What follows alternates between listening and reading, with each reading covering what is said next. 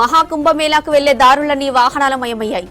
ఏ road చూసినా వందల కిలోమీటర్ల మేర ట్రాఫిక్ జామ్ అయింది.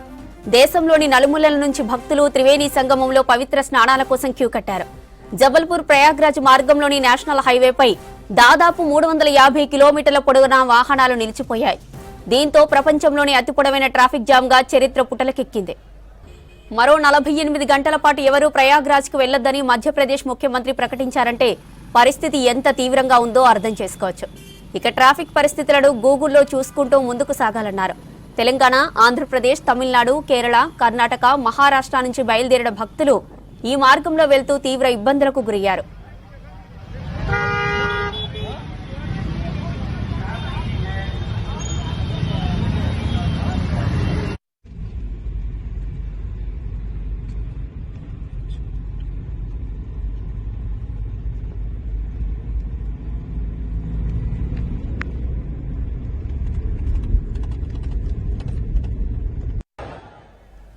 మధ్యప్రదేశ్లోని జబల్పూర్, సివని, కట్నీ, మైహర్, సాత్నా, రీవా జిల్లాల్లో భారీగా ట్రాఫిక్ జామ్లవుతున్నాయి.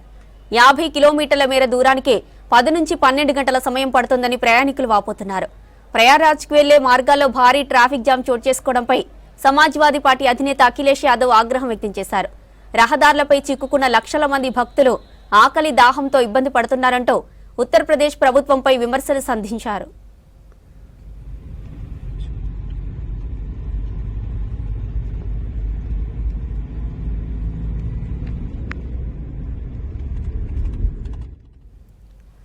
మహాకుంభమేళాకు వెళ్లే దారులన్నీ వాహనాలమయమయ్యాయి.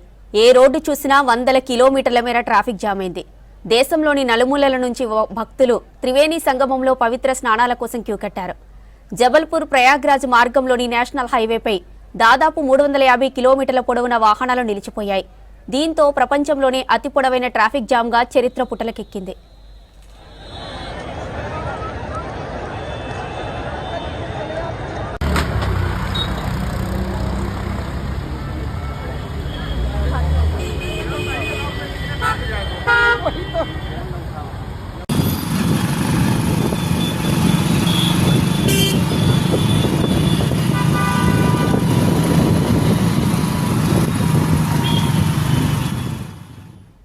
మరో 48 గంటల పాటు ఎవరూ ప్రయాగ్రాజ్కు వెళ్లొద్దని మధ్యప్రదేశ్ ముఖ్యమంత్రి ప్రకటించారంటే పరిస్థితి ఎంత తీవ్రంగా ఉందో అర్థం చేసుకోవచ్చు.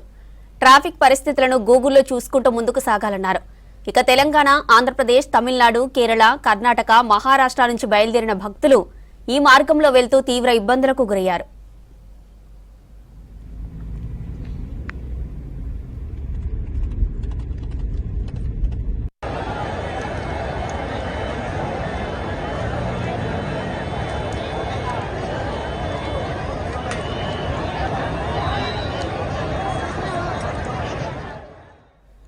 మధ్యప్రదేశ్లోని జబల్పూర్, సివని, కట్నీ, మైహార్, సాత్నా, రివా జిల్లాల్లో భారీగా ట్రాఫిక్ జామ్ అవుతున్నాయి. 50 కిలోమీటర్ల మేర దూరానికే 10 నుంచి 12 గంటల సమయం పడుతుందని ప్రయాణికులు వాపోతున్నారు. ప్రయాగ్రాజ్కు వెళ్లే మార్గాల్లో భారీ ట్రాఫిక్ జామ్ చోటు చేసుకోవడంపై సమాజ్వాదీ పార్టీ అధినేత అఖిలేష్ యాదవ్ ఆగ్రహం వ్యక్తం చేశారు. రహదారులపై చిక్కుకున్న లక్షల మంది భక్తులు ఆకలి, దాహంతో ఇబ్బంది పడుతున్నారంటూ ఉత్తరప్రదేశ్ ప్రభుత్వంపై విమర్శలు సంధించారు.